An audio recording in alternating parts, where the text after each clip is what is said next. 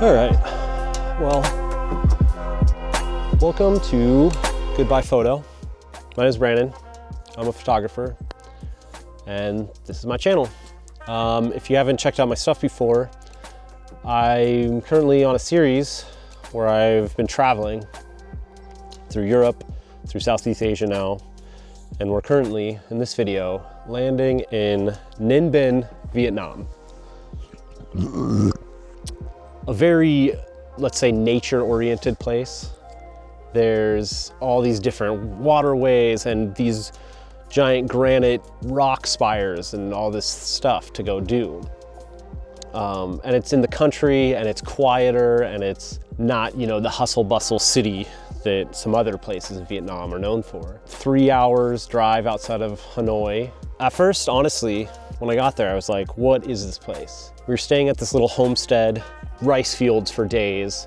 So we're sleeping in these little, like, tiny cabin type places. And there's like 5 or 6 of them at this homestay that we're staying at. The first night, we're just hearing rats. You know, it's pretty clean and nice, but then like you're out in the middle of these farmlands. Ceilings or the roofs of these places are foliage, leaf situation. And we were hearing rats just like running back and forth so loud, waking us up in the middle of the night, screaming at each other, and they're fighting and they're learning how to cook or something. And by the end of our few days that we stayed there, you just got used to it. All right, we're going to bed, lights off, and then you just hear and you can't see them. They're not like in the room you're in, but you can hear them on this rooftop. And then one night I'm like talking to the lady who runs this place, explaining all this stuff, and then behind her, I just see a Chihuahua-sized rat climb down the wall behind her. It's trying to be polite, so I don't want to be like, oh God!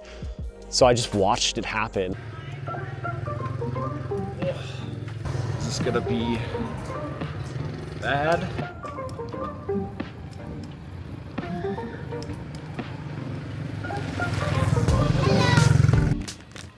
Hello.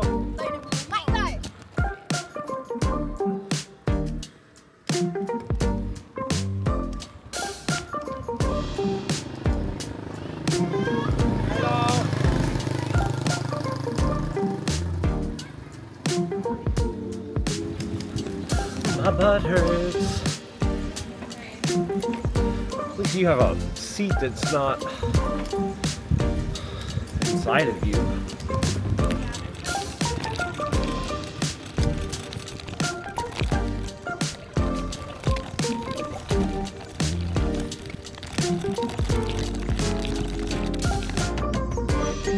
There's a lot of bugs. So there's a lot of bugs over here.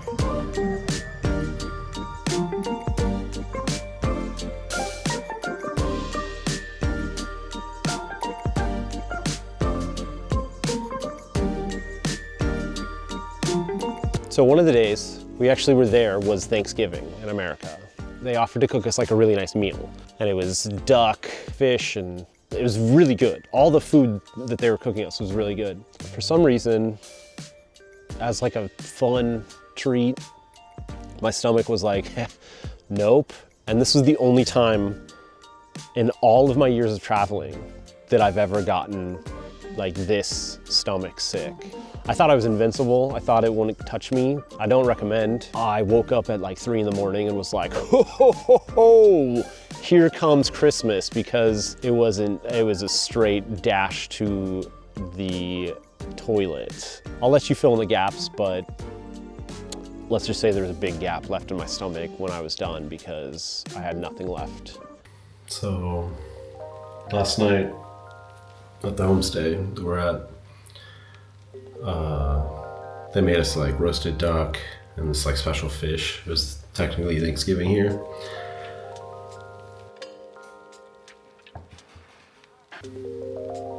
My stomach didn't enjoy it.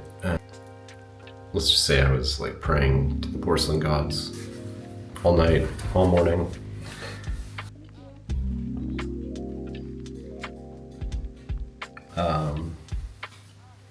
Then I've just been in bed all day. Feel a little better now. I took some pills. They're like diarrhea pills, but they didn't taste like diarrhea at all.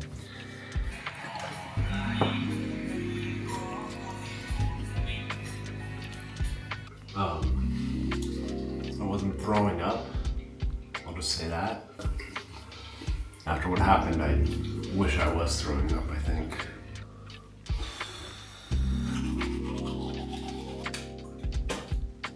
I'm honestly kind of worried to be too far from a toilet, but I was kind of ruined for the whole next day. We went to the one little restaurant, and I mean, I was just struggling. The fruit plate and then the pancake.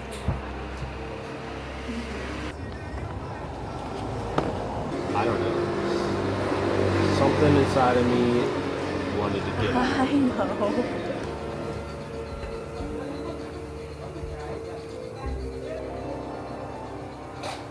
I don't shit in my pants.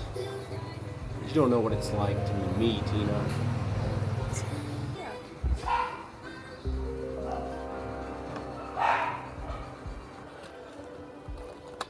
But then by the end of the afternoon, I was feeling better and I wanted to go explore.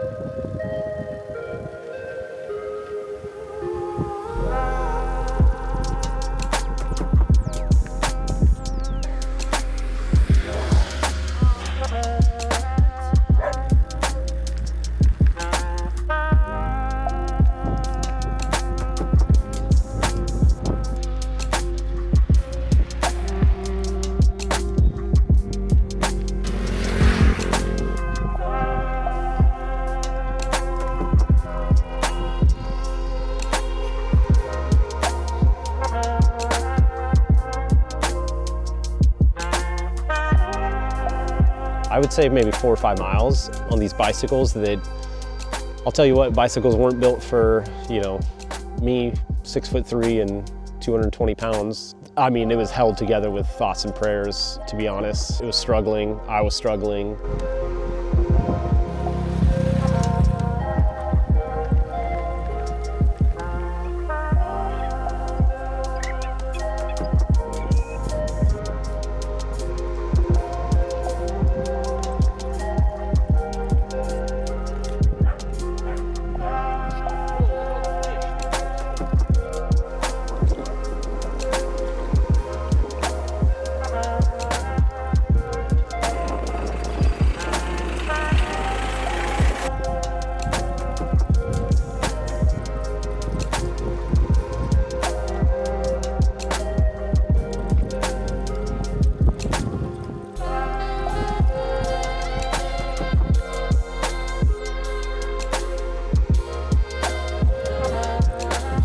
Out in these muddy, marshy, like rice paddy fields, but the rice had already been harvested, so it was just like these big mud paddies.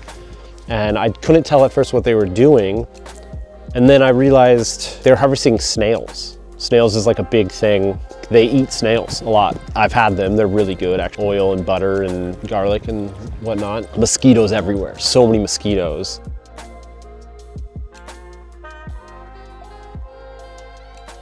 A lot of our time was just spent bombing around on bicycles. I felt like a 12-year-old kid.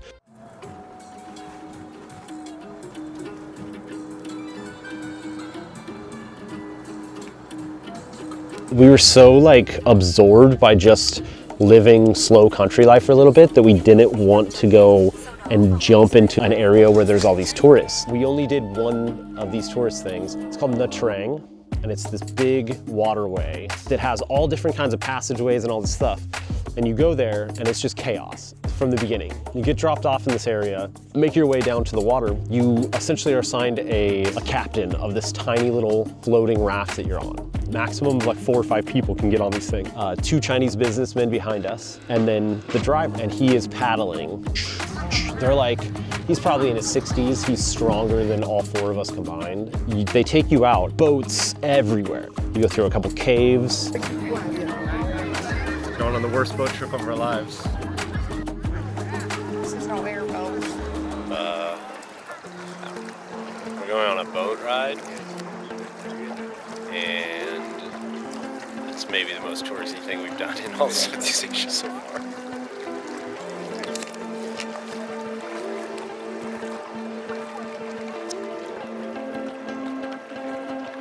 just like boat after boat after boat.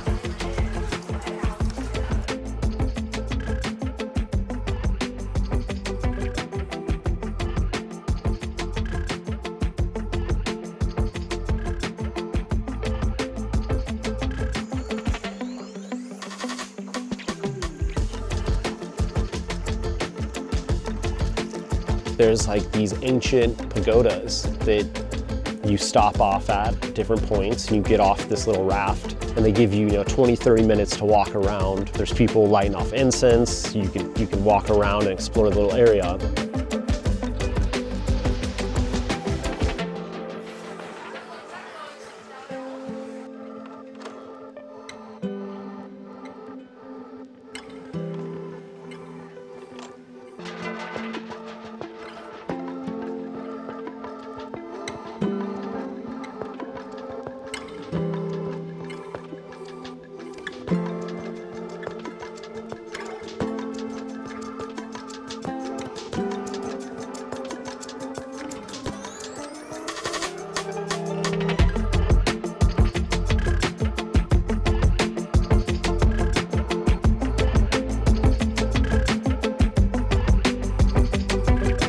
And then you get back on. And I think partially that's like to give these guys a break. I was so sketched getting in and off of these things because I'm not the normal size of all the other people. And he's doing this all day. He's going back and forth all day. Super fun, super beautiful. And there's like moments you actually are in this little stretch of river that you're completely alone on this boat. You're doing great. This is beautiful. And then you turn a corner, and I'm not kidding, there's 100 boats out to party. So they're like yelling and chanting as they come past you. And it was like a mixed bag, but I do think it was worth it.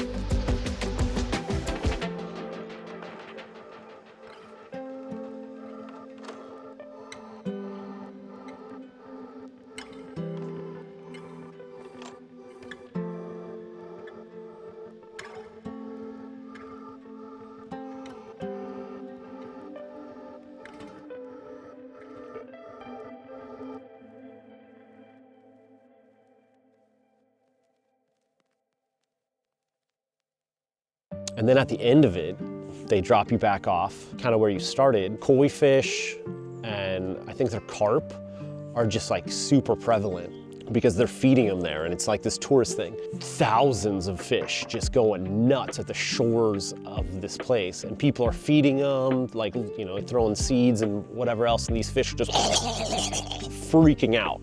It was kind of intense. These gray, like big fish just flying around and being super weird. So that was interesting.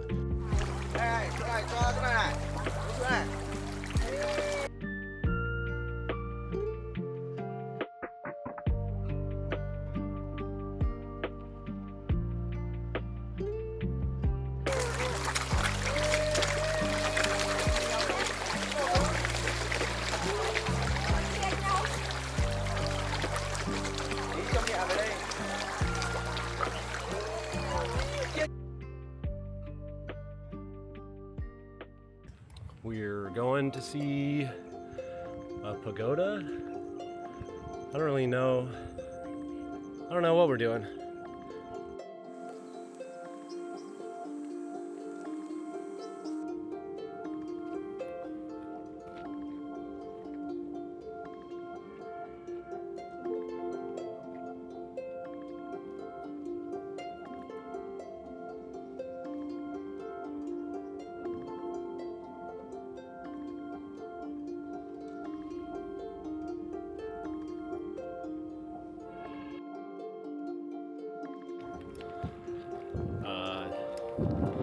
Turns out this place is fucking huge, and we can't see it all before the sun goes down. We might come back tomorrow, but the whole point of us coming over here was to see this tower that gets lit up at night. It's that thing, that big tower. We'll see. But yeah, overall, it was very cool and just kind of a quiet, chill place to chill for a few days. If you're going through Vietnam, I definitely suggest like spending 2 or 3 nights at least. You know, go do the river tours and all the things, but just have a moment of like countryside Vietnam. That was Ninh Binh. Thanks for checking it out. Thanks for liking, thanks for subscribing. Check out the Substack, check out the Patreon print subscription service, all linked down in the bottom. I'm gonna get out of the snow.